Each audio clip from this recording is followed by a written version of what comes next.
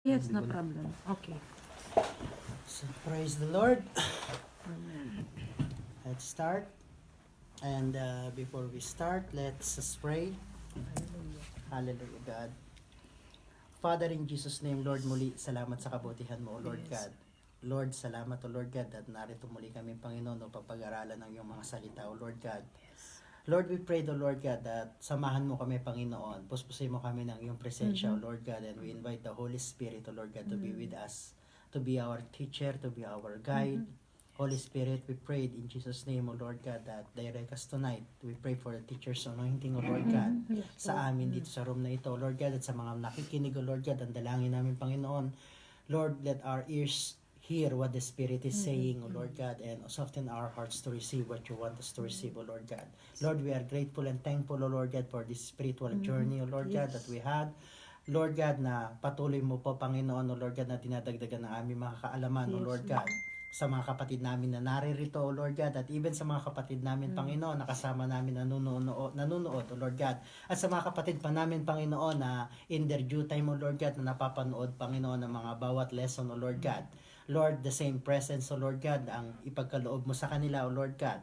Lord, even sa araw nito at sa araw na nakikinig sila, O Lord God. Father, we thank you for tonight, O Lord God, and guide us in Jesus' name. Amen. Praise the Lord. Nasa lesson 5 na po tayo. Ang topic natin, nag-change na tayo ng topic. Yung unang 4 lesson ng topic natin is Born of the Spirit, Raised by the Holy Spirit. Ang lesson 5, the lesson 5 is from lesson 5 to lesson 8 is another topic. It's the spiritual growth. So before we start our lesson, before we continue the lesson 5, and I need to also to encourage, and I also need to, to be sure that we are all in the same page. Good evening, Brother Yanis, and we are all in the same stage. And the most important thing is that all of us is accepted Jesus Christ as Lord and Savior before we could continue. Because in our spiritual journey, we learn from the lesson 1 that God made human being in His own image, and we also learn that's in the book of Genesis in lesson 3, they lost the image of God. The Spirit of God inside them died. And then Jesus Christ went into to this world because God loved us so much. God wants to restore His image in us through Jesus Christ, and napag-alaman natin, and we quote in lesson 3, in the lesson 1, the word ng 1 Corinthians 15:49, as we born the image of the man of the dust, or the man of the earth, the first Adam, we shall also bear the image of the heavenly man. And then he is the first Adam, is from the dust of the earth. He's a living being. The last Adam, not the second Adam, but the last Adam is Jesus Christ, is the Lord of the heaven. He's the life-giving Spirit. He is the only one who could give life to the Spirit natin, because He is the Lord of the heaven and He's a life-giving Spirit. And we learn also how Jesus Christ was born. Jesus Christ was born through a Virgin Mary. The Spirit, it's not from the lineage of Adam, not from the seed of Adam that lost the image of God, is from the Holy Spirit, filled with glory. That's why it's directly from above. When the first Adam, before the sin, nakita natin yung breath of God, breath of life, is directly from above through the dust of the earth. Kaya siya naging living being. But because of sin, because of disobedience, na-lost yung image, namatay. So through Jesus Christ, the last Adam give life to the spirit of every human being. How can it be? Like in the days of Nicodemus, how can we be born again? How can we be born of the Spirit? That is in the lesson 2. Is our spirit become alive again through Jesus Christ when we accept Jesus Christ as our Lord and Savior. So that's why we want to be sure that everyone accepted Jesus Christ as a Lord and Savior before we could continue. Remember, our topic is Born of the Spirit, Raised by the Holy Spirit. Napag-aralan natin sa lesson 3 and 4 ang role ng Holy Spirit. If we are born by flesh, we are raised up by flesh. When we are born of the Spirit, Holy Spirit should help us to grow up. We should be raised by the Holy Spirit. At napag-aralan natin yung sa lesson 3 and lesson 4. Now, before we go to lesson 5, again, we need to be sure that everyone that we call them ourselves Christian, believer, there should be a confession of faith. Now, there is a in our note, okay, that I gave to you. Hanapin ko yung book of I think it's in the book of Romans. Okay, it's still in the lesson 1. Okay, sobrang dami ng papel. Okay, sa book of Romans, sa lesson 1, ang sabi nga niya, okay, okay, Romans 3:10. Romans 3, Romans 10? 3:10. hanapin natin yun. All have sinned. No one. What? Ito yung ano. Okay. Romans chapter 10, from verse 8 to 10. Okay? Balik tayo doon if you want to open your Bible or open the notes. Dito. Just really to be sure. We need an assurance. Romans 10 verse 8 to 10. Chapter 10 from verse 8 to 10. The word is near you. It's in your mouth and in your heart. That if you confess with your mouth and believe in your heart that God raised Jesus from the dead, you will be saved, and with your mouth confession is made unto salvation. So there is a confession that we receive Jesus Christ as Lord and Savior. And that confession is verbally.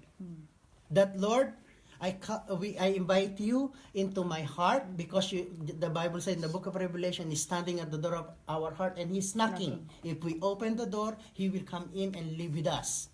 So we want to make an assurance that every believer, every church member, everyone who follow Christ should receive Jesus Christ. There should be a confession of your faith that, Lord, thank you for dying on the cross for me. Thank you for forgiving my sin. Thank you that through your sacrifice, I am forgiven. I became adopted into the family. So we want to have an assurance that each one are saved. Each one has been born again. Each one received the gift of the Father, who is the Holy Spirit. Now, when we accepted Jesus Christ as Lord and Savior, at the same time, we have to accept or invite or ask the Father to give us the Holy Spirit, because the Holy Spirit is the one who will gonna help us to raise up our spirit. Hindi ang pastor, hindi ang church, hindi anyone. It's the Holy Spirit, and Holy Spirit's a gentleman. He will not do anything unless we invite Him. So that's why in the book of Luke, chapter 10, I think, hanapin natin yun. I think it's in the lesson 2 or lesson 3. He said that, Luke 11. How do we receive the Holy Spirit? How do we receive Jesus Christ? By asking Him to be the Lord and Savior of our life, by confessing our sin and inviting Him into our heart. Now, how do we receive the Holy Spirit? Luke 11, 5 to 13. But we will gonna take the last part. By faith, we receive Christ. By faith, we receive forgiveness. By faith, we do our confession of our sin. Are you with me? And it's also by faith that we receive the Holy Spirit. He said that as we receive Jesus Christ as Lord and Savior by faith, by asking Him to come into our life, by faith we receive the Holy Spirit by asking the Father to give us the Holy Spirit without limit. That is in the book of Luke chapter 11, 5 to 13. So it's important that we are sure that we have the Lord, and we have an assurance that the Holy Spirit is there in our life. Remember, we are God's temple, 1 Corinthians 3:16, that we are the temple of the Holy Spirit. Jesus promised that Holy Spirit will be with us and will be in us. Okay? So, we just want to really to have that assurance that everyone who is listening accepted the Lord. Everyone who is listening invited the Holy Spirit into their lives. Okay? So, now, we are in lesson 5. Ang topic ng lesson 5 is about spiritual growth. from lesson 5 to lesson 8. Okay? So in the last 4 weeks, we are going to find out how to grow spiritually. Okay? So, let's start with yung last verse natin last Friday was Matthew 4 verse 4, right? Yes. Ano nakasulat doon sa Matthew 4 verse 4? If you have. Are you okay, Brother Yani? Yeah. Okay? Matthew 4 verse 4. Because ang title ng lesson 5 is spiritual food. It is written, man shall not live by bread alone. So Jesus quote, Jesus replied when he was in the tempting by the devil or by Satan. Jesus replied that man shall not live by bread alone, but every word that comes out from the mouth of God. We are familiar, most Christian familiar with that Matthew 4 verse 4. But Jesus also quote that word in the Old Testament. It's written also in the book of Deuteronomy chapter 8 verse 3. So yun yung bubuksan natin. We will start lesson 5 with Deuteronomy 8 verse 3 in the Old Testament. Deuteronomy is after the book of Numbers. Deuteronomy. Old Testament. After the book of Numbers, Deuteronomy 8 verse 3. 8:8. So we find out that last lesson, Matthew 4 verse 4, that man shall not live by bread alone, but every word that comes out from the mouth of God. Now, Deuteronomy 8 verse 3. Dito kinuha ng Panginoon ni Jesus Christ yung Matthew 4 verse 4 na text. Yeah, this one. It is when Israelites was in the desert.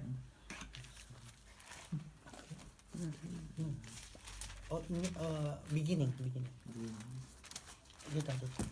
New Testament. Ay, Old Testament. Okay. Judges, Numbers, Deuteronomy after. 8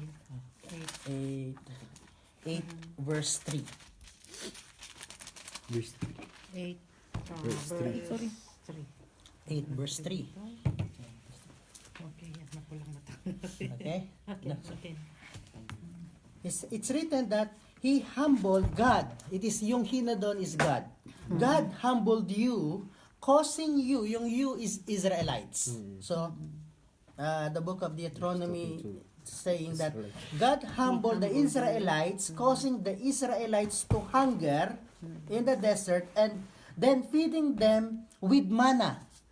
Manna is bread from heaven. Okay? Yeah. Which neither you nor your ancestor had known. Walang nakakaalam kung ano yung bread na yon. Yes. But it was called, they call it manna. Manna. Is a bread from heaven. To teach you that man does not live by bread alone, but by every word that comes from the mouth of the Lord. Yeah. So, yung manna yon, it came from heaven. Yeah. It's a bread from heaven. Yeah. And Jesus Christ said, I am the bread of life. Yes. Amen.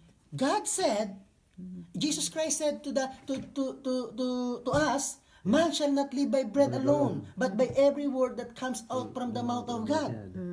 Imagine, flesh, kapag hindi tayo kumain ng food, we became weak. Hindi tayo mag-grow normally. Kaya nga may mga tinatawag tayong batang malnourished because they have lack of food. Yes. They don't grow naturally because they don't eat well. And when our spirit start to reborn, it has to eat. Yeah. And the food of our spirit is manna, the bread from heaven. Manna means bread from heaven, and Jesus Christ said, I am the bread of life. Our food is Jesus Christ Himself, and Jesus Christ said, I am the Word of God. Yes. Kaya nga sinabi ng Matthew 4, tsaka Deuteronomy 8:3, Matthew 4 verse 4, Deuteronomy 8:3, man does not live by bread alone, the physical bread, the natural bread, yung ginagawa ninyo sa sarpas, okay? Ng tinapay.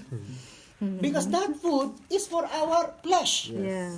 But remember, we are not anymore living in one realm. We are living in a flesh. Yeah. We are also living in the spirit. Because nagbigay karoon na ng, our spirit became alive when Jesus Christ entered into our heart.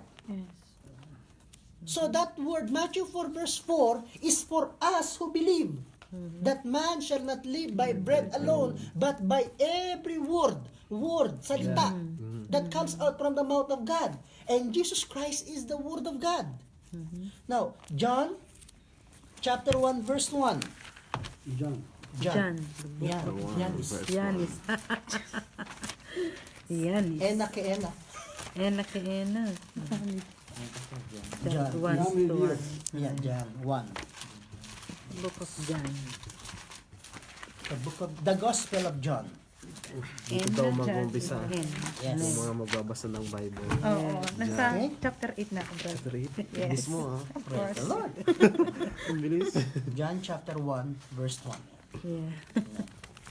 He said, in the beginning was the Word. John is testifying. Yeah. In the beginning was the Word. And Genesis 1, verse 1, when God created everything, it's through the Word of God. Yeah. He said, in the beginning was the Word, and the Word Word was was God. with God. God, and the Word was God. Yeah. The Father This one. is God, Yeah. the Word is Is God, God. Holy Spirit is God. Yes. They are three different persons Personality. Yeah. creating one God. Yes. He was in the In the beginning was the Word, and the Word was with God, and the Word was God. He was with God in the beginning. Through Him, all things, all created things were made. So from the beginning, God created in the Genesis chapter 1, when God created everything, it's because of the Word of God. Through Him, all things were made. Without Him, nothing was made that has been made. In Him was life, and the life was the light of all mankind. The light shines in darkness, and darkness has not overcome it. We will not go too far with that, but John chapter 1 is saying that Yeah. the Word is with with God, God. and the Word Word was is God. God. Was God.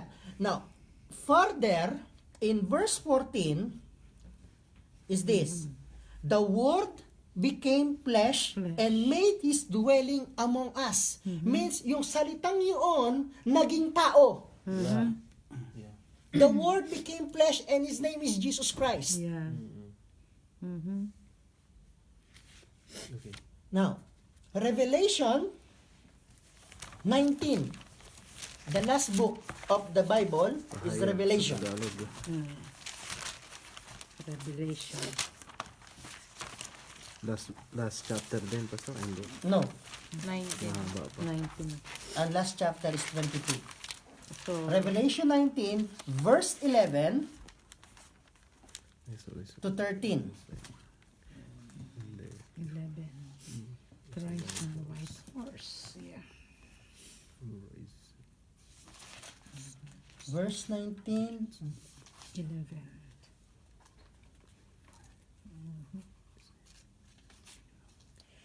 It's written, John, through vision, okay? Na, ano ma? 19? Revelation 19. Not 19. 19. Revelation 16. 19. 19. 1. Verse 11. Yanis, you find the Revelation? Yeah. Okay? He said here, I saw heaven standing open, and there before me was a white horse, whose rider is called Faithful and True. With justice he judges and wages war. His eyes are blazing fire, is the description. Huh? His name is Faithful and True. With the justice he judges war. His eyes are blazing fire, and his head are many crowns. His name, there he has a name written on him, and no one knows but himself. He is dressed in a robe deep in blood, and his name is the Word of God. That description is Jesus Christ. Yep. Yung nakita ni John na rider in a white horse who is called faithful and true, And true. is Jesus Christ, the risen Christ, who is coming back, and he said he has a name called the Word of God. Yeah, it's true. His name is called the Word. So there are all the connection. Man does not live by bread alone, but by every word that comes out from the mouth of God. The Word of God is Jesus Christ Himself. The Scripture, yung salita ng Diyos, yun yung nagpapalaki, magpapalago in our spirit. Yes. Yep. That is our spiritual food, is the Word of God. Our spiritual food is the bread from heaven, who He Himself declared, I am the bread of life. Yes. He who comes to me will never go hungry Yeah. Yes. and thirst. So if we have Jesus Christ, we are on the right track of spiritual growth. It's true. Diba? Now, manna is the Word of God. Bread from heaven. Jesus Christ declared, hanapin natin yung verse para hindi tayo malito. John, that when Jesus Christ declared that I am the bread of life. Okay? John 6:35.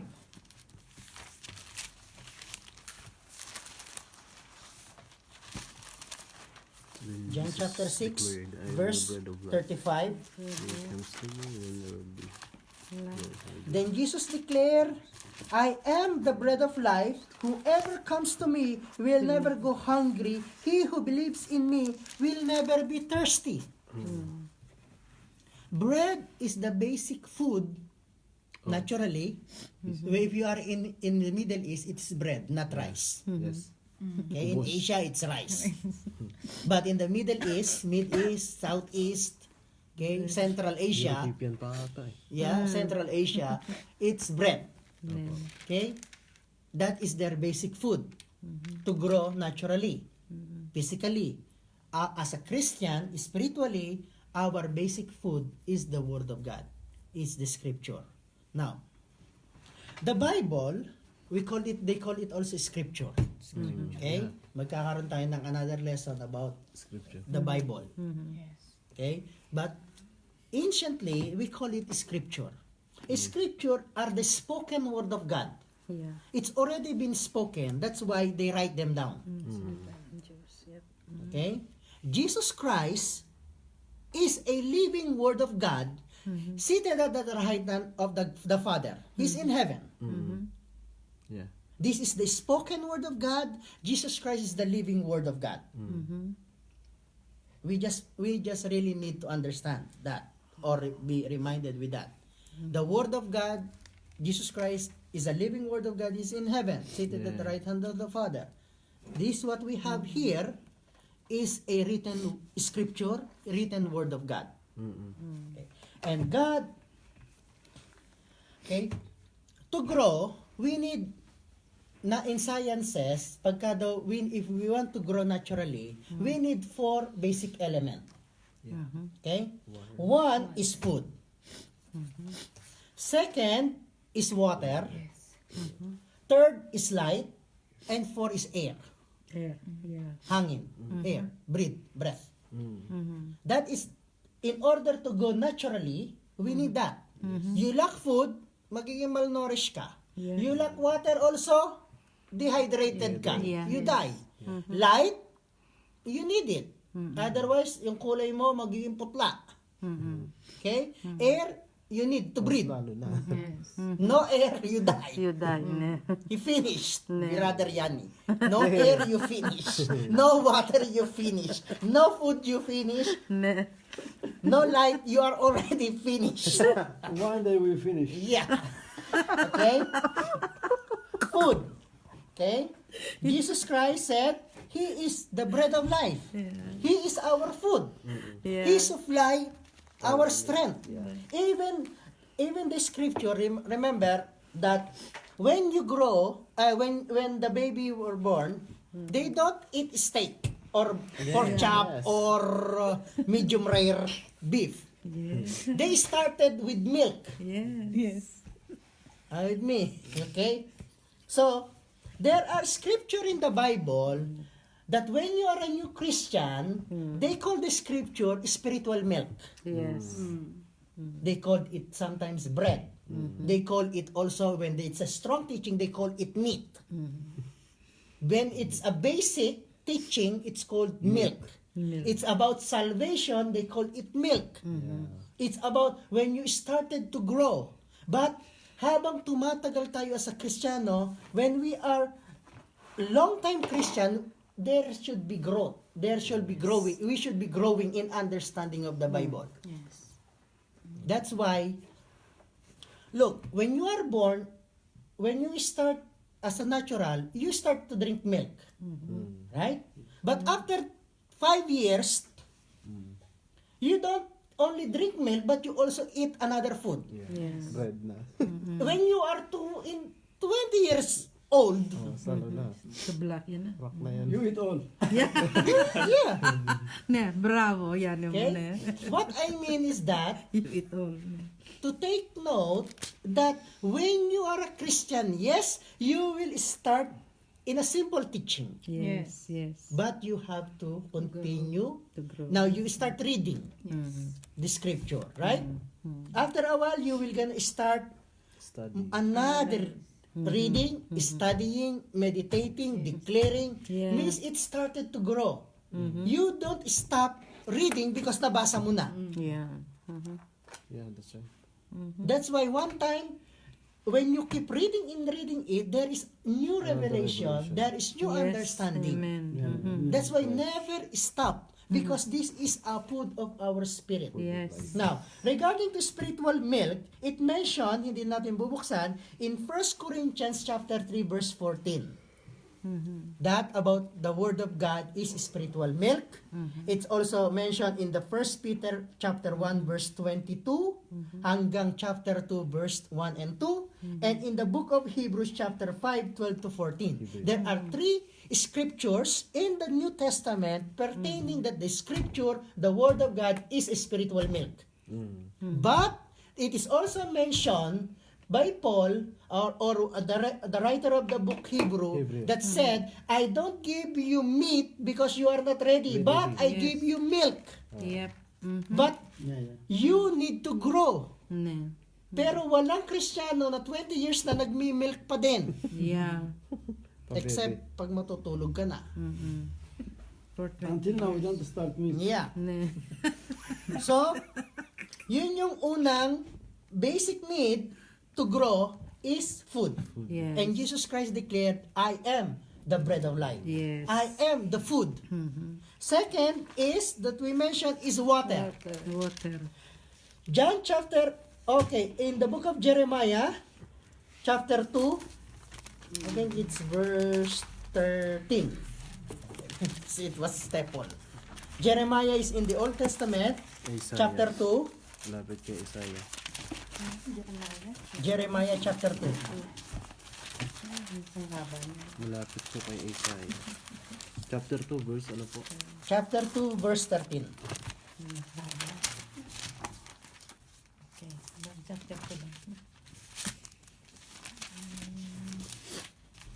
Chapter 2. Verse 13. I cannot help because this is Armenian. So Yeah. Jeremiah chapter 2, verse 13. The Lord said, the Israelites has forsaken me. The spring of living water, and they have dug their own cistern, broken cistern that they could not hold water. In the book of Jeremiah, the Lord himself said, I am the living water. I am the spring of the living water. Yes. Water starts with me. I am the source of water. And one of the basic need of a human being is water. Water. Yep. And Jesus, or the Lord God, Jesus Christ said, I am the living water. I am the source. But these people in Israelites, they dug their own well to get water. It's same thing in Jeremiah 17:13. It's also written the same. 17 verse 13.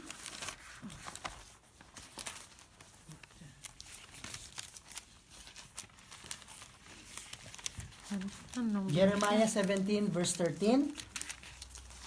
Oh Lord, ano po this? The Lord said, Lord, you are the hope of Israel. All who forsake you will be put to shame. Those who turn away from you will be written in the dust, because they have forsaken the Lord, the spring of living water. Okay? We have the two. Food, Jesus Christ declared, I am the living bread. Water, we need to survive. He said, I am the source of the living water. Ang third is light. John 8 verse 12, Jesus Christ said, I am the light of the world. Yeah. Yes. Amen. Yeah. And then, the air. Right? Yeah. We need to breathe. Air, breath. Okay? Isaiah 42 verse 5. Isaiah 42, Pabalik. verse 5. Isaiah 42 verse 5.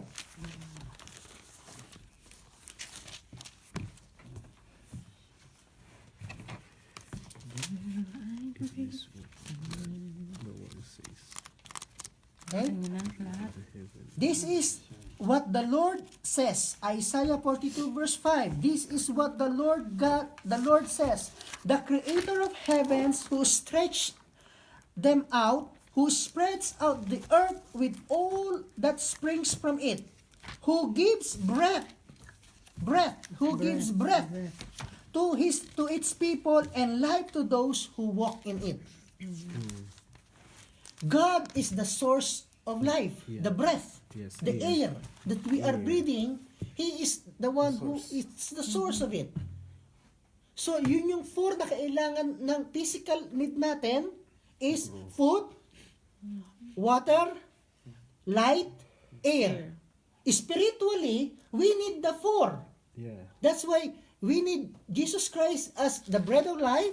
We need Jesus Christ as the living water, the source of spring of water. We need the light. Jesus declared, I am the light of the world, and said He is the one who breathed life to all a living creature. So in order for our spirit to grow, we need Christ. We need the Word of God. Hindi lang siya pinanganak ang espiritu natin and that's it. No, we need the Word of God. Yes, it's true. Remember yung last time na napag-aralan natin? 2 Timothy 3:16, the Scripture. All Scriptures are God's breath, useful for teaching, correcting, rebuking, and training for righteousness, so that the people of God will be equipped to do good work. And instruction, Ezekiel, Natasha wrote it, not me. Promise, God will gonna give us a new spirit, living in our heart, new spirit, new heart, old brain. but old brain, yeah. Yes. And instruction to us is to have the mind of Christ. Yeah. The mind of Christ is the Scripture. The Scripture is the Word of God. Yeah. And He said in Romans chapter 12, to be transformed by renewing of your mind. We have to renew our mind. We have to renew our thinking. Jesus said to Nicodemus, be born again. Change your thinking. Change your understanding. So, now, we talk about breath, right? Breath. Book of Genesis chapter, when He created, sister, it's open. Okay?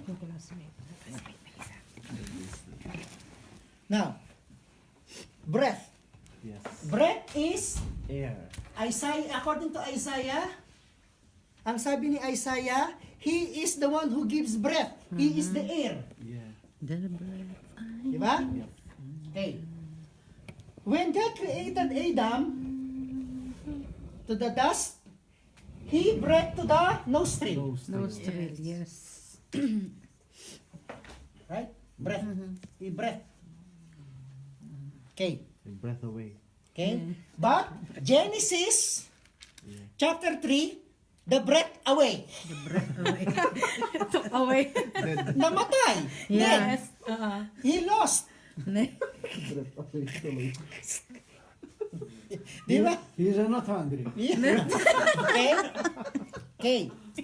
Binasa natin 2 Timothy. Scripture are God's Breath. Scripture is God's breath. Tinake up din natin ang John chapter 20 verse 21 to 23. Ano nakasulat? John 20? 21 to 23. When after resurrection, Jesus Christ went into the room, went to his disciple, Jesus breathed on the Jesus? disciples. Breathed on the disciples and said, "Receive the Holy Spirit." and said, receive the Holy Spirit. Spirit. This is Genesis, Old Testament. Old Testament. Jesus, God breathed Ne. to the nostril, the Spirit Alive. became alive. Yeah. Scripture are God's breath. Ne. Yes. Entering to us, it brings to the nostril, became a living, this one became a living being. The more we hear the scripture, the more scripture enter into us, the more breath, Yeah. the more spirit. The more life. Jesus Christ breathed the Spirit to his disciples, said, receive the Holy Spirit. Yeah, the more God. The more. John 6:63. 663. John chapter 6, verse 63.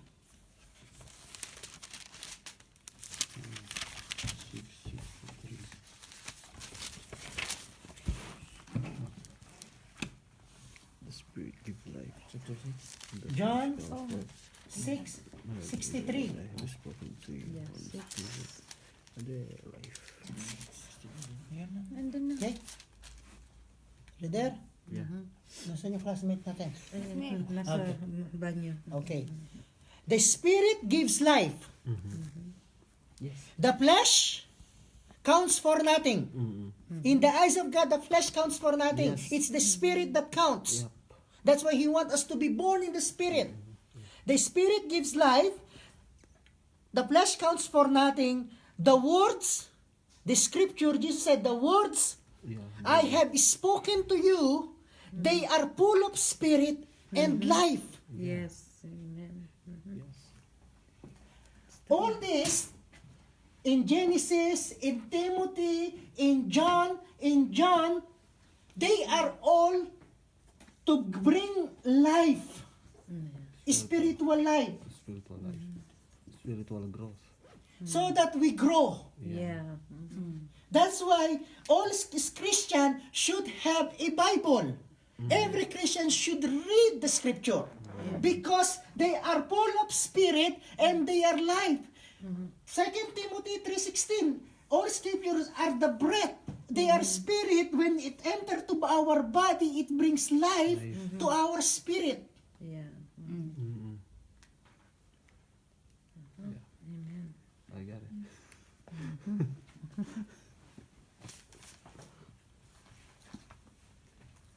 He said, how can we, remember sabi niya, we got Ezekiel not finished. We'll go back. The promise is a new heart and a new spirit, but he didn't say to a renewed mind. He said that God wants us to have the mind of Christ. First Corinthians, I think, what is that verse? 1 Corinthians 2:16. He said, we must have the mind of Christ. The mind of Christ is the scripture. Be transformed. Romans chapter 12 is transformed by renewing of your mind. And the more, how can we renew our mind is by reading the scripture. The more we read the scripture, the more we renewed our mind. Daily reading of the scripture is necessary. It needed. Now, open with me book of Job chapter 12. Job. Old Job. Testament. Some call it Job, some call it Job. Whatever. It's Chapter 10. Job 23, verse 12. Job. Job. Jacob. Job. Old Testament. Job chapter 23. chapter 23. Job. Job 23. Job. 20. After Esther. 23. After Esther. Before the book of Psalm. After Esther. How far? How 23 Hope. verse. Verse 12. Mali pala ako. 23 verse 12. 23 tayo. Baliktad ako. Okay? Job 23 verse 12. Yes. He said, I have not departed from the commands of his lips. I have treasured the words of his mouth more than my daily bread. Yeah. He said, Job said, the word of God, I treasure them like my daily bread. And Job is in the Old Testament. They never experienced to be born in the Spirit. Because the last Adam is not yet been born. Yes. But Job is saying, the word of God is my daily bread. To sustain inside the longing. That's why if Job said, I treasure the word of God like a daily bread, which is not, they are not born again, how much more us now, who are born in the Spirit, how much we need to feed our spirit, the word of God as our daily bread. Yep. Ano kaya yun sila, Pastor? Pwede magtanong. Yes. Yes. Ask. Di ba, Pastor, wala pa po yung si Jesus Christ, wala pa po yung bread of life. Paano po sila ganun? Ano po mangyayari sa kanila? They have the law. That time, yeah. That time. The law is the standard of God to fulfill. Kay Moises po. Yes. Yes. That's why when Jesus spoke to Nicodemus, Nicodemus is holding the law. But the one who fulfilled the law is there standing face to face with him. Jesus Christ. That's why Jesus also called, you diligently study the law, the word, the scripture, but you refuse to come to me, who is the source of everything. Yeah. Okay, Pastor. Now, there is a scripture that says that the greatest prophet will be the last, will be the least in the kingdom of God than the one who are born again. John, when he talked about, Jesus talked about John the Baptist, he said, he is the last prophet. But he will be the least among those who will be saved. Why? Because John the Baptist is not born again. Yeah. They never experienced the Spirit living inside them. Inside them, yeah. The Spirit is with them, but never inside them. Inside them, yeah. Because Jesus was not been glorified. Yes.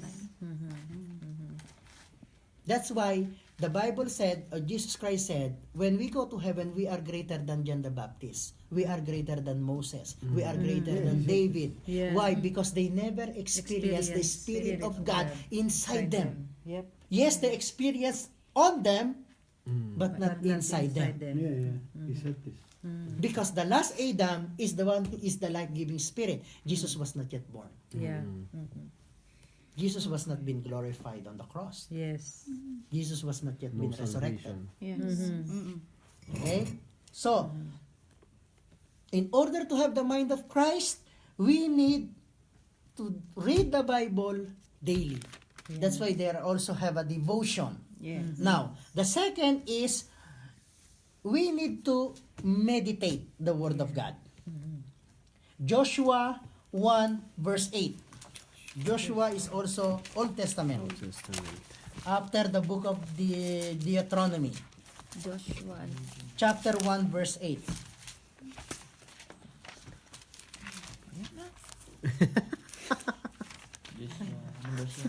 chapter 1, verse 8. Joshua. Joshua chapter 1, verse 8. Joshua. Yeah. Chapter. 1 verse 8. Chapter 1, verse 8. Do not let this book Verse 8. depart from your mouth. Okay. Meditate it day and night so that you will He said, keep this book of the law always with your lips. Meditate it day and night so that you may be careful to do everything written in it.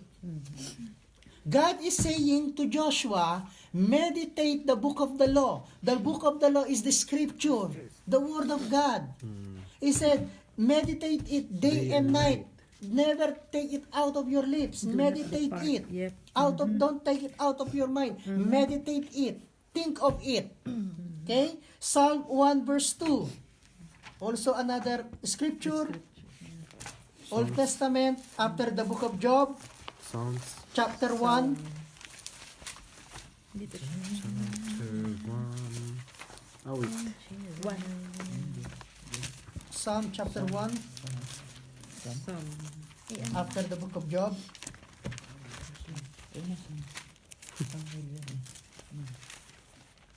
Book of Psalm. Psalm. Psalm. Chapter 1. One naman tayo, nasa 20 naman tayo. Prayer. Prayer. After, yes. Yeah, that's Psalm. Yeah. Anong verse? Chapter 1, verse 2. Chapter 1. I know this. But Ayun na. delight in the law of the Lord.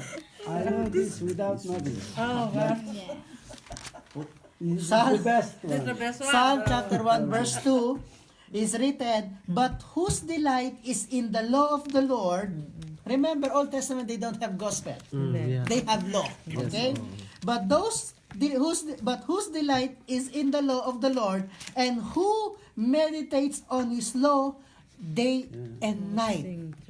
Meditate. Meditation. Yes. We read, Study. we devote ourselves. Meron tayong devotion sa salita ng Diyos. Always reading, always devoting time to read. And the second is meditating. Pastor, paano yun? Meditating is when you keep thinking it over and over again. Yeah. Reading, you just read. But meditating, you take a scripture and you think of it. Like it said, God loved me. You keep thinking about that verse that God loved me. Madali lang ang meditation. Now, pag may problema kayo na kinakaharap, di ba meron tayo na nag-worried ka na? Bakit ka worried? Kasi yung problema nasa isip mo. Ini-meditate mo. Because you are worried. You're thinking the problem over and over again. Yeah. Now, pagka marunong ka mag-worried, marunong ka na mag-meditate. Yun pala Yun na yun. That's the secret. Pinaka Because paliwanag. you worry, because you have problem, you keep thinking about the problem Yeah. over and over again. Yeah. Now, switch it, take the word of God and think the word of God, the promises Make it of a God problem. over and over and over again. That's meditation. Amen. Meditate mo yun. That's why kapag marunong ka mag-worry, marunong ka mag-meditate. This is you said they need by force. Yes. Take the promise of God, take the words of promise and think it over and over again. Amen. Like for example, the Lord said, ask and it will be given to you, seek and you will find, knock the door and will be open. You keep thinking that over and over again, over your problem. I have a problem, but the Lord said, and I meditate the promise that God said, ask and I shall ask and I shall receive. Seek and I will be find. I knock the door and the door will be open. You keep thinking of that, it's meditation. Yes. So, we have reading or devotion, and we have meditation. And the third one is hearing the word. Yeah. I like that. Sometimes we read the Bible with our eyes. Yes. No. That's common, right? But start reading it with your mouth. You will gonna hear the sound. Yes. Mas maganda po yun. Basta. Oo. It's called hearing the word. Look verse 11:28, Lucas. Lucas. Now, Lucas. Lucas. Natuwa. Lucas. Nabikero. Lucas na. Luke chapter 11 verse 28. 11. 11:28. Maliit, di ko kaya. Lucas 11. Ayan. Okay? Jesus replied, "Blessed rather are those who hear the word of God and obey it." Hearing, faith comes from hearing through the word of Christ, according to the book of Romans. The more you hear the word of God, the more faith You receive. you receive. So, we have the scripture, we just need to use it. We just need to eat it by reading it, by meditating it, by hearing it. It must come inside us. When we eat naturally, we have to open our mouth. Yes. Of course. And we chew. Right? Yes. Nguya-nguya. It will not come to you unless you open your mouth. You with me? And then, when it enter to your mouth, you have to chew. Yun ba yun? Tapos sabi nguya. Chew. Ne, chew mo Oh, yan. ay nga naman, lulukin mo lang. Hindi. In Ganun yan. English ba? It's like, when you chew it, English yun. okay? When you chew it, it's like, it is the same as meditating. Ninanamnam mo, nilalasahan mo. Kung gaano ka. Sarap yung ano. So, when you read the word of God, when you hear the word of God, when it enters through you, you have to meditate it. Ninunguya mo. Hindi lang lunok ng lunok. Mahirap yun. Take ng ano. Yes. Walang Ganito sabi nila. Ganito sabi nila. Walang When you grow up, okay, milk, it goes directly. Right? Yes. But when you grow up, you don't just eat milk, you eat everything. When it's meat, you have to chew the meat. You don't swallow it. Sigurado ka sa bulunan ng buhok. Bulunan ka na. Malala na yung pastor. Lunok na lunok. Okay? Ginutong sa The pastor. Moses, he get crazy. He take the 10 commandments. And break it. Yeah. He get crazy. Okay? Now, Gusto niya. Yeah. hearing the word of God, look, we need ears to hear. Here, yeah. Diba?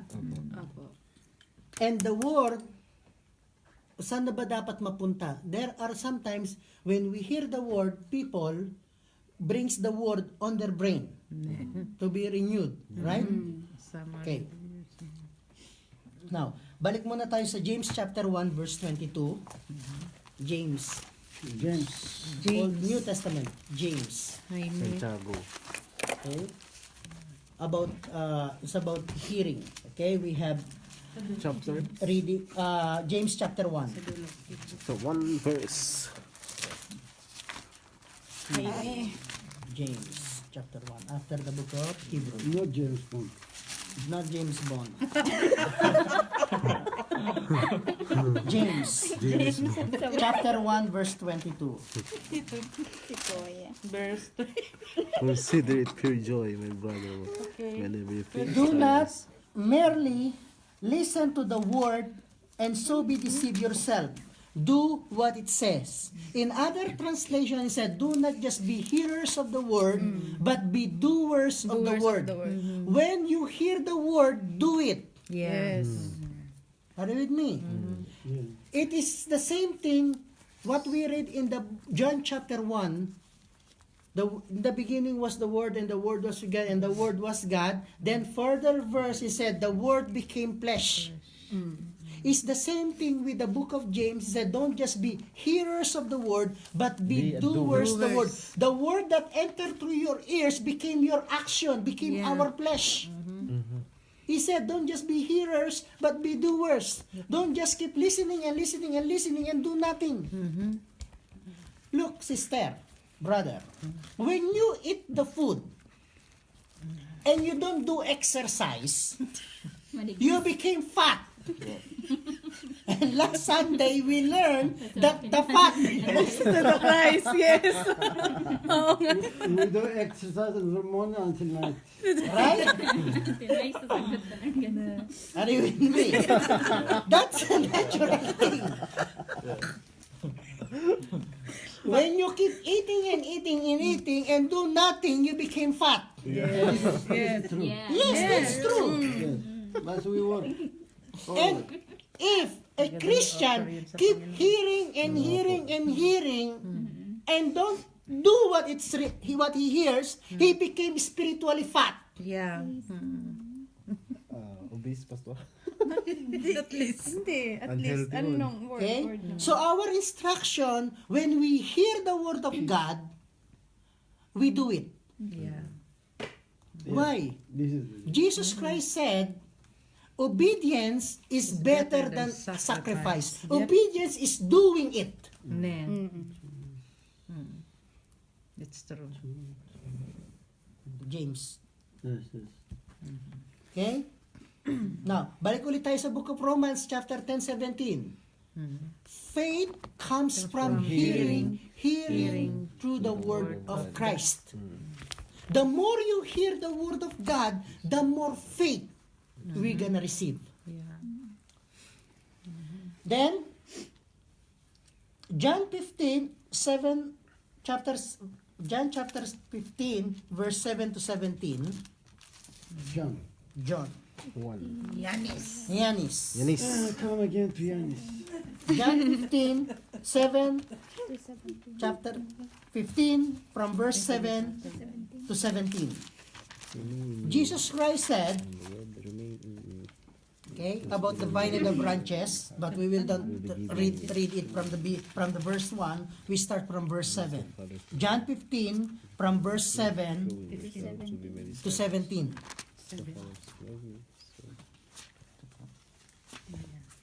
Okay?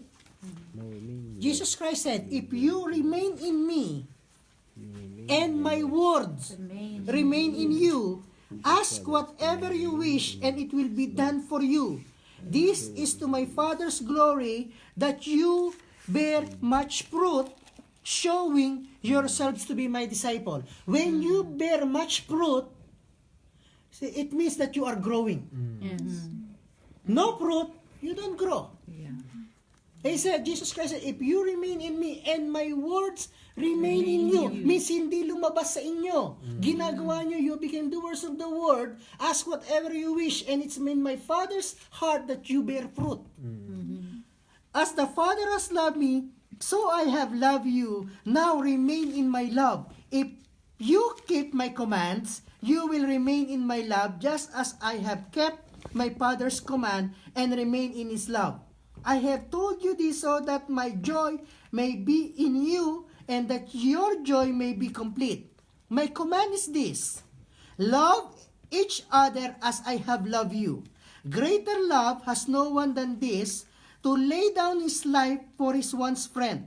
You are my friends if you do what I command. I no longer call you servants, but because a servant does not know his father's business, instead I have called you friends, for everything I have learned from my Father I have made known to you. You did not choose me, but I have chosen you and appointed you that you might go and bear fruit. Fruit that will last, and so that whatever you ask in my name, the Father will give you. This is my command: love one another. In order for us to grow, abide in the vine. Remain in God's word. His command is simple: love. We receive love, we give love. We've been accepted, we should accept another. We receive forgiveness, so we forgive. Yes. Love is very important. Yes. Okay? It's true. Now, another verse is Psalm 119 verse 11. Psalms 19. Psalm 100. Psalm 119 verse 11. Psalm 100. 119 119, 19, verse 11. verse 11. 119, verse 11.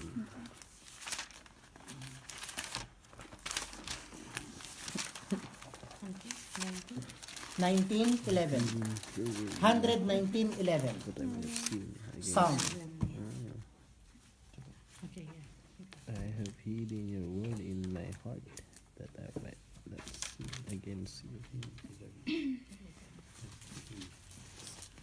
Psalm 119, verse 11.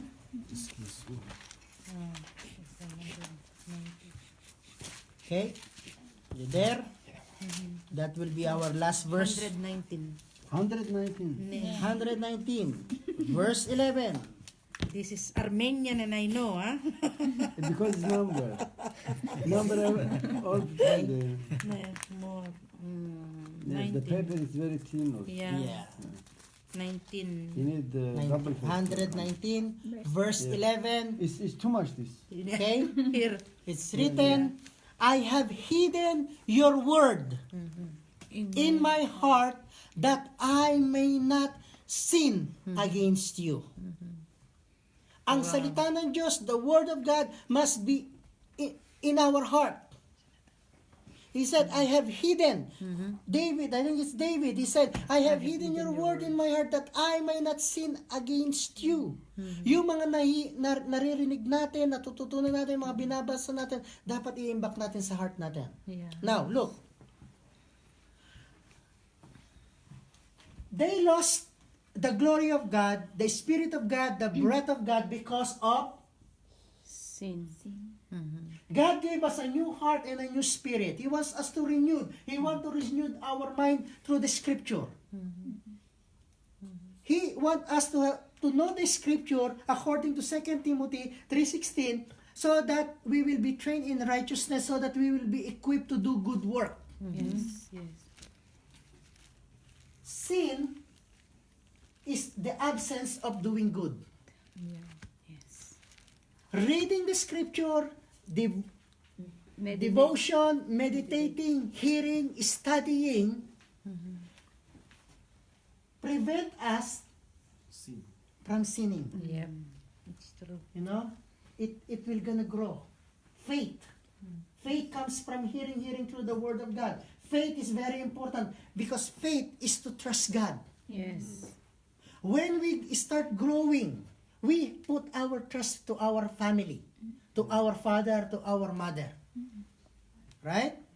When we are growing in the Spirit, we need faith. Faith is to trust God. And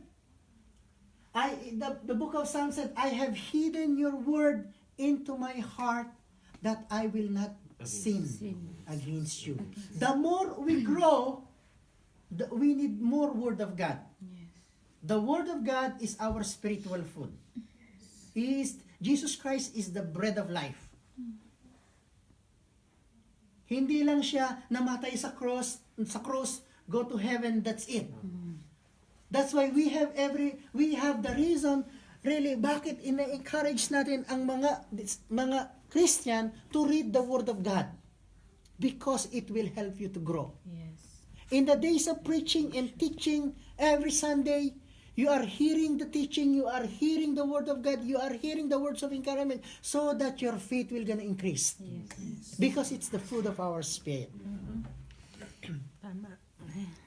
Always remember, when we are born in the Spirit, we have to grow.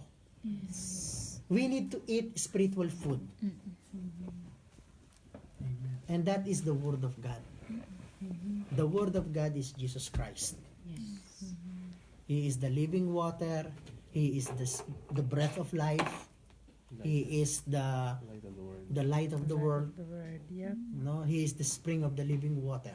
Yes. So, Jesus Christ is already there. We have really need just to understand and put the puzzle together to see the bigger picture dun sa journey, spiritual journey natin.